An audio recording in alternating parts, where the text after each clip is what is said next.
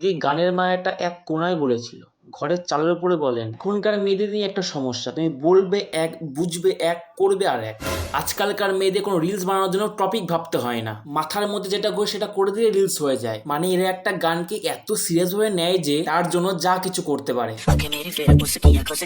ভালো করে একবার নিচের ছাগলটার কথা ভাবো তো। আর নিচে ছাগল বললাম এই কারণে যে এর হাব ভাব দেখে আমার কথা বাদ দাও, ছাগলটা হয়তো এটাই ভাবছে সত্যিকারের ছাগলটা কে, আমি না ও।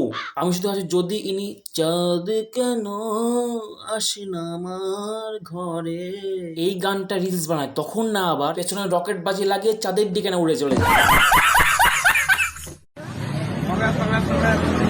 কংগ্রাচুলেশন।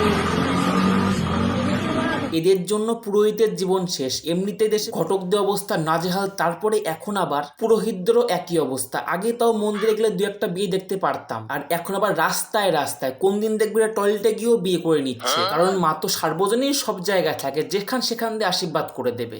এদের জন্য কোনো দোকানের সামনে মায়ের মূর্তি রাখা বা ছবি রাখা কোনো কায়দা নেই, সব লাইন দিয়ে চলে আসবে বিয়ে করার জন্য। অল্প বয়সে পাকলে বাল, তার দুঃখ যে কতকাল তাই শুধু ভাবছি।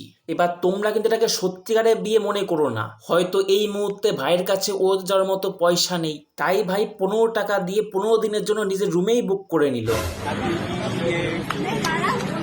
হ্যাপি বিয়ে টু ইউ। হ্যাপি বিয়ে টু, এবার গাল মারাও শুধু। हमारे यहाँ ऐसा ही होता है।